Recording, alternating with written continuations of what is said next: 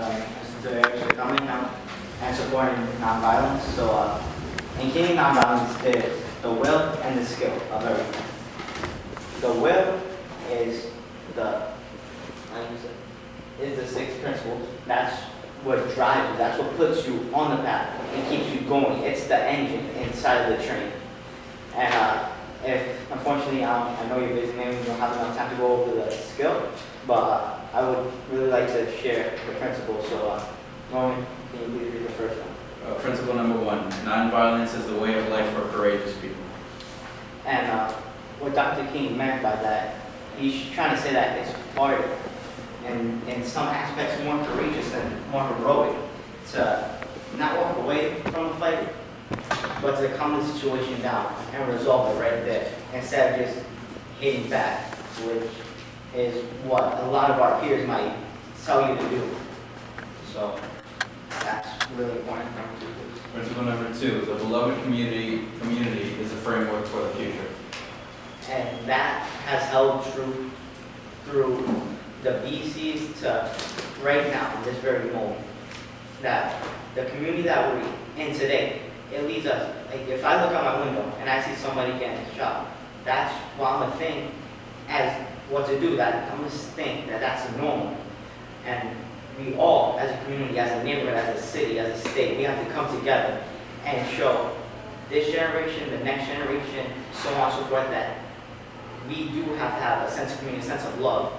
And that's going to take us to the beloved community, which is Dr. King's ideal utopia.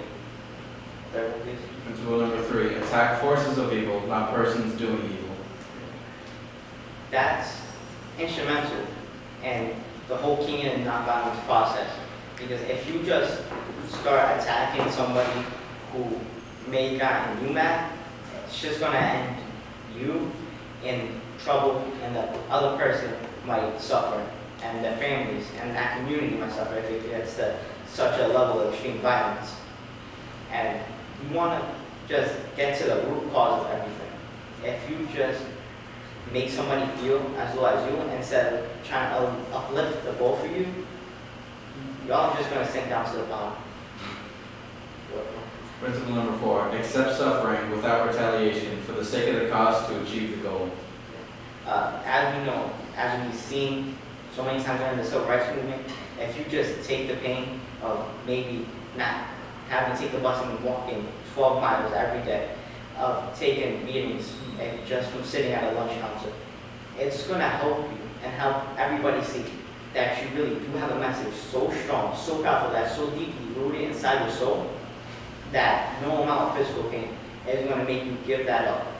You just have to power through everything and go on. Principle number 5, avoid internal violence of the spirit as well as external physical violence.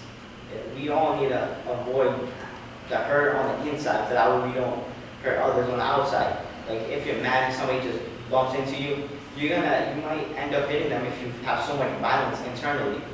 And if you destroy yourself, you won't be able to spread the word of peace, the word of power. Because as one of our global mentor Globe said to us that twice as many people commit suicide than commit homicide in this country.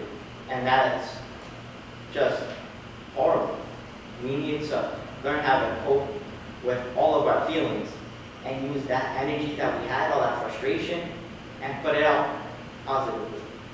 The last principle, please. Principle number 6, the universe is on the side of justice. Yeah. That last principle really has stood true throughout everything, throughout all the suffering, all the injustice, all the degradation that blacks went through from 1816 to 1960.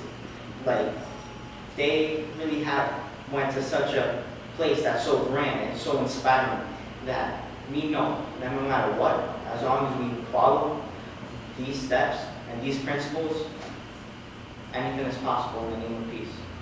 So I want to personally thank you and everybody here in City Hall for putting this together, because this really has inspired me. This really has instilled lessons in me that will last a lifetime. So it shows that you really do care about peace as much as everybody in this room. So thank you very much.